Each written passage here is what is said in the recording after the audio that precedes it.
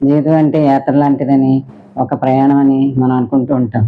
జీవితయాత్ర ఎలా ప్రారంభమవుతుంది? పైనుంచి పరమాత్మ దగ్గర నుంచి మన ఆత్మ దిగివచ్చి శరీరాన్ని ధరించి యాత్ర మొదలుపెడుతుంది. ఇంకా ఆగదు. దానికి శరీరాలు మారుతాయి కానీ ఆత్మ అదే ఉంటుంది. అలా మన ప్రయాణాలన్నీ ఇలాగే ఉంటాయి. మళ్ళా మొదలవుతూ ఉంటాయి, మళ్ళీ అంతమవుతూ ఉంటాయి. ఈ రకంగా ఉంటాయి. ఇందులోనే సునామీలని, తుఫాన్లని, అనేక వరదలని, ఇలా రకరకాల కష్టాలు వస్తూ ఉంటాయి. అవి వచ్చినప్పుడు మనం ఏం చేయాలి?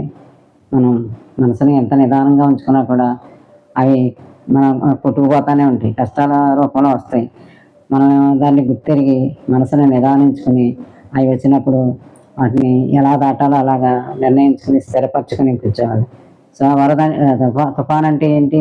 మనసుని ఎంత కదలిక లేకున్నా దాన్ని ధ్యానంలో కూర్చున్నా సరే గతంలో ఎప్పుడో జరిగిపోయినటువంటి సంఘటనలన్నీ గుర్తుకొచ్చి బాధపడిపోతూ ఉంటాం. మనసుని అతలాకుతలం చేసేస్తాయి సంఘటనలు. అలాంటిదప్పుడు అది తుఫాను కాక మరి ఏంటి? అలాంటి వాటి వచ్చినప్పుడు మనం ఆ విషయాన్ని తొక్కిపెట్టి మంచి మంచి విషయాల వైపు మనసును మళ్ళించుకుని నిదానం అవ్వాలి. అలాంటి తుఫాన్లు, సునామీ అంటే ఇంకా చెప్పనక్కర్లేదు. తుడిచిపెట్టిపోయే సునామీ లాంటి కష్టాలు కూడా మనుషులకు వస్తాయి.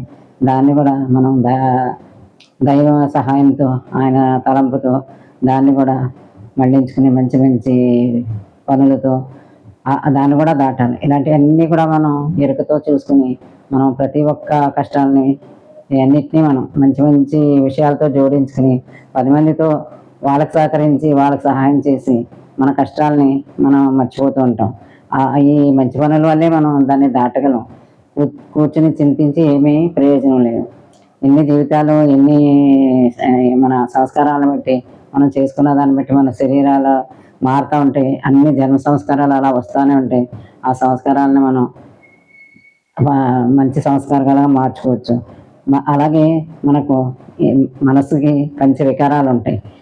మనం ఇప్పుడు మంచిగా ఉన్న వెంటనే వికారానికి లోనవుతుంది మనసు. దాన్ని గుర్తుంచుకొని ఆ వికారాలని తెలుసుకుని వాటిని విరుగుడు కనిపెట్టి మనసుని ఒక మంచి మార్గంలో పెట్టుకుని మనం చక్కగా జీవిత ప్రయాణాన్ని సాగించాలి. ఈ యాత్రలో ఎలా ఉండాలంటే, ప్రయాణంలో మనం ఎంత అదే సామాను ఎంత తక్కువగా ఉంటే అంత సుఖంగా ఉంటుంది మన ప్రయాణం.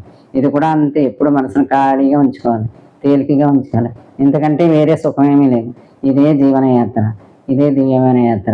బాగుందా? ఇంకో రేపు మాట్లాడుకుందాం.